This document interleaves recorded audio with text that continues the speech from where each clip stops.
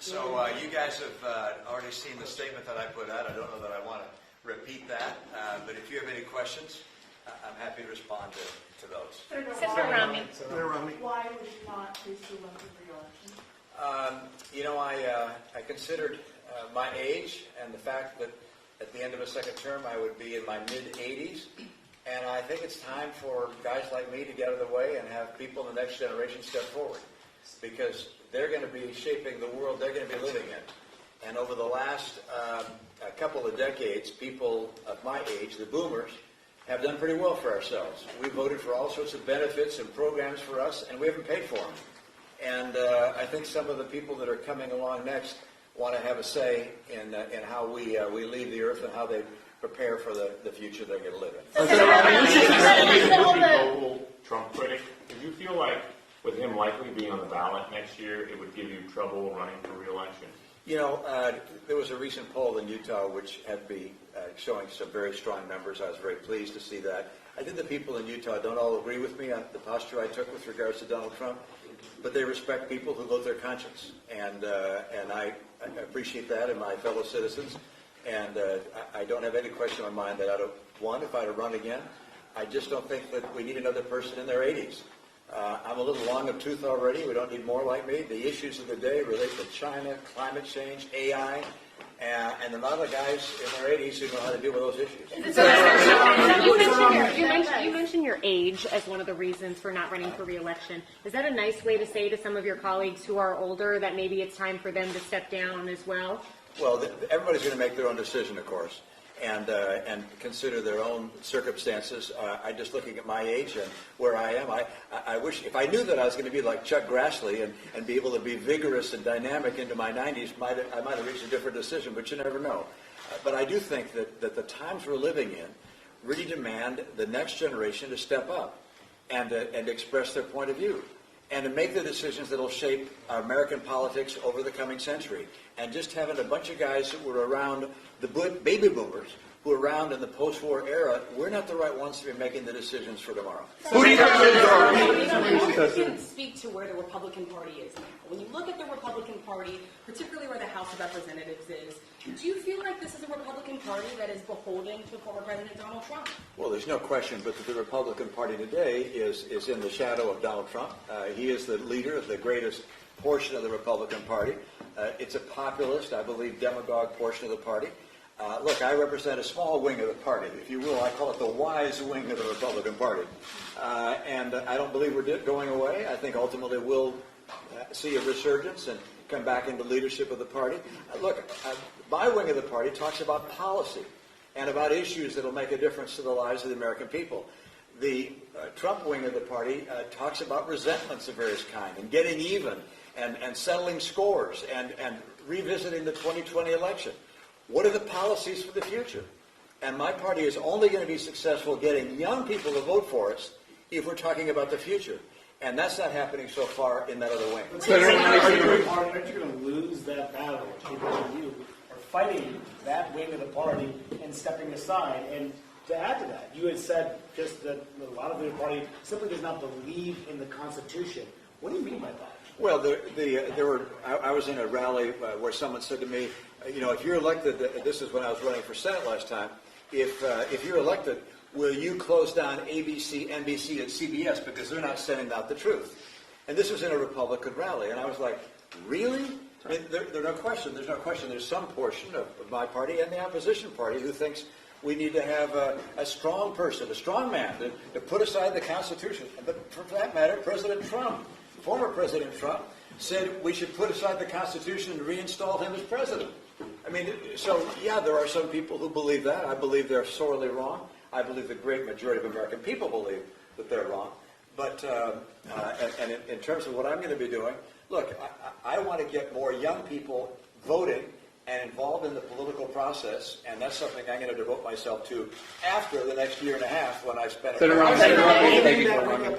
Who do you plan to endorse as your successor? Governor Cox, Mia Love, Congressman Owens, and second, why not stay and fight for what you believe in, even if it takes you to your mid-80s? Well, in part because I believe we want some other young people coming in and making those decisions. I don't intend to make endorsements. By the way, I think endorsements are, what's the old line, the John McCain line, they're not worth a bucket of spit. Who the heck cares who endorsed who? You make your decision as a voter about what you think about the candidate and their point of view and their vision, and you don't care about what some other person said. So I'm not planning on... But who do you want to succeed you? I don't have a comment on who might succeed me. I hope that we get a very strong contender and that it's someone who's a little younger than me. Senator, if you think you're too old, what about Biden and Trump, who are way older than you? Do you think they should be rerunning? Oh, I think it would be a great thing if both President Biden and former President Trump were to stand aside and let their respective party pick someone in the next generation. President Biden, when he was running, said he was a transitional figure to the next generation. Well, time to transition. David Ignatius this morning made a strong argument that we should see that kind of a change. I think both parties would be far better served if they were going to be represented by people other than those of us from the baby boom generation. You pointed to some of your bipartisan accomplishments in your statement earlier. Are you concerned at all about the ranks of senators who are at the table forming gangs, that's thinning out? Well, we had a group of about 10 of us, and that group has dissipated a bit. Rob Portman is gone. Susan Collins has become really the ranking member in appropriations. That's got to be her focus. Then you've got Sinema, Manchin, Tester on the Democratic side. So we're all pulling in different directions these days. Coming together like we had was a very unusual thing. Look, I recognize that I had an embarrassment of riches initially, which is as a first-term senator, I got together with a group of other folks, and we got a lot of stuff done. A COVID relief package when the White House and then Speaker Pelosi couldn't get one done, an infrastructure bill, reform of the Electoral Count Act, religious liberty protections in the Marriage Act, gun safety legislation. We got a lot done, which was a lot of fun. That's kind of unusual. And looking forward, I think it's going to be more challenging for something like that to occur again. Senator, are you going to seek elected office again? Will you run for office ever again, high office, Senate? I never imagined I would be running this time, and I can't imagine doing it again. But there's that old line from Dumb and Dumber, which is, there's a 1 out of a million shot. So you're saying there's a chance? All right. So I'm certainly not planning on that. I got no future campaigns in mind. Senator, what have you heard from some of your colleagues on both sides of the aisle when it comes to missing your leadership, missing your participation in these issues? And secondly, something you're very well going to be a part of, potentially, is another impeachment trial in the Senate, this time with President Joe Biden. What's your response to that?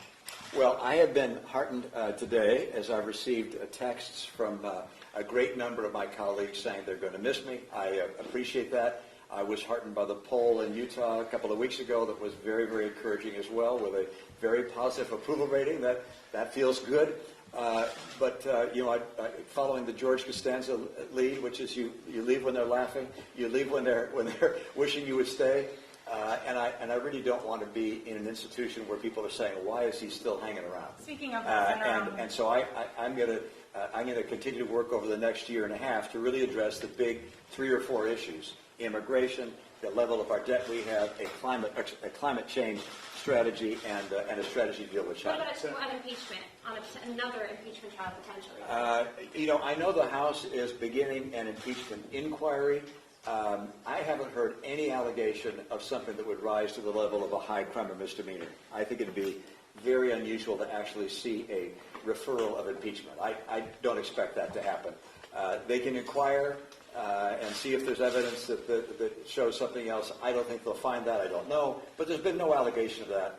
And any hint of that has been denied by the president. So I'm not expecting that to occur. Senator, can you talk about your legacy and how you want to leave before people, as you said, are laughing at you? What would you say to some of your colleagues who have been experiencing? They were laughing at George Costanza, yes, not yes, me. Sorry. yes. They laugh at me too, but that's a different matter. What do you say to some of your colleagues, including the Republican leader Mitch McConnell and Senator Dianne Feinstein, who are going through their health diagnosis and facing criticism to step down?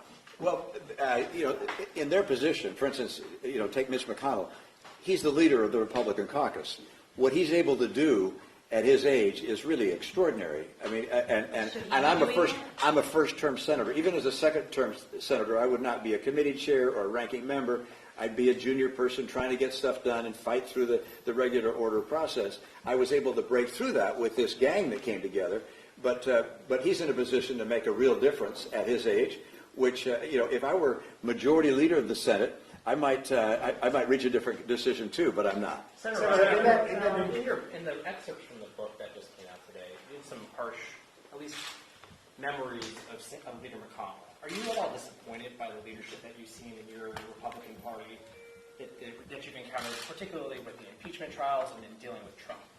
No, actually, I have a great deal of respect for Leader McConnell, and one of the mysteries to me is why he is so unpopular in national polls. I don't understand that. He is the singular reason why we have a conservative Supreme Court. Hope people recognize that. He also is a very effective leader of our group. When you have 50 people, a Republican group, basically 50 of us, every one of whom thinks they ought to be president, how you lead a group like that is not easy, and he has done it with skill and aplomb over a number of years. So I have nothing but the highest respect for him. There's nothing that I know of in the book that McKay Coppins has written that's critical of the leader. I mean, the personal conversations, the private conversations, and his public pronouncements, I've been nothing but more impressed. In that book, you say that McConnell said that Trump was an idiot. That was the words of McConnell. But one, is that true? I'm not going to comment on those specific things because those were not quotes from me. They were quotes from a member of my staff who actually quoted that. So I won't comment about that. But I think who objected on January 6th were disingenuous. I think the point was that with regards to that comment, which is that I think Leader McConnell thought it was not a great idea on the part of Donald Trump to be critical of jury members at the time they were deliberating. It was kind of an obvious point. And then what about Cruz and Hawley? Because you said they were disingenuous on them objecting. Look, I really do believe that many of the people in leadership, meaning elected officials who claimed that 2020 was a stolen election, that we need to recount the ballots or whatever, other than through the normal judicial process, I think they knew better. And I have expressed that numerous times. That's not a surprise. Look, democracy requires belief and credibility in elections, and so people who are casting aspersions on our election process are threatening one of the bases of our very foundation. So, I was critical of that and continue to be, and I'm sure they wouldn't be surprised to hear it again. Are you worried another January 6th could happen after this election? Is that part of it? I think my guess is after the next election, whatever happens, there'll be plenty of people around the Capitol to make sure that doesn't happen again. What do you think it's going to take for the party to not be so dominated by Donald Trump anymore? I saw an article in the Atlantic which pointed out that young people are not warming to the MAGA message, and I think that's true. Whether Donald Trump is there will be someone that follows him, that follows in his footsteps, and gives the same populist patter. I don't think it'll be successful long term because I think young people are paying far more attention, are not going to be sucked into the populist notions, and so I think our party goes back to, if you will, the wise wing of the Republican Party as time goes on. Do you think leading your party, though? I mean, Trump is leading, dominating in the polls right now. It's probably going to be your nominee. You're an outsider of the party. Yeah. There's no signs that what you're saying that the party's going to shift away. I'm not talking about the next 2 years. I'm talking over the next decade or so. I mean, populism doesn't work. I quote that M.L. Mencken line, which is to every complex problem, there's a solution which is simple, clear, and wrong. And unfortunately, that's what we're hearing. And again, on the Trump wing of the party, I haven't heard policy other than saying we're going to build a wall. And by the way, he was president. He was president for 4 years. He built 50 miles. What did he get done? Or I said, well, how about the tax change? Well, the tax, that was Paul Ryan. That wasn't the Biden plan. He did, of course, he had a health care plan. Remember that? That was everybody's going to have low-cost health insurance that was fabulous. Never proposed. Never saw. He was in 4 years. So it's not a policy-centric approach, and if you don't have policy to match your rhetoric, ultimately it's not going to be successful. That'll be a great surprise at the end of the day. Senator, in that case, in McKay's article, you mentioned, or it's mentioned that you've spoken to Joe Manchin about possibly starting a third political party. Is there any interest in that, or is that sort of died out? Oh, that was several months ago. Who knows what might happen? I think Senator Manchin is looking more closely at no labels at this stage. I can't speak for him, but Joe and I speak a good deal, and I raise ideas with him.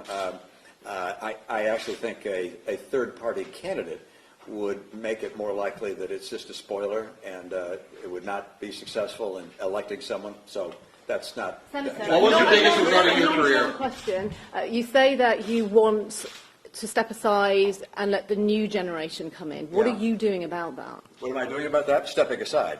And I'm More also, than that. It requires you to do and I more than that. How will- are you getting young people into politics? Well, one of the things I intend to do is going on college campuses and speaking on college campuses to encourage young people to actually run for office and to vote. And, I don't think there's a way to actually mandate this. I probably wouldn't. But I'd like colleges and universities to insist that the young people vote and make it easy. Have voting booths on campus and make sure we get more of the young people, because it's the world they're going to be inheriting. Thanks, guys. What was the biggest regret in your career? What was the biggest regret in your career? I don't have any. Have you talked to President Biden? Have you spoken to the president Yes. today? Has he expressed his regards?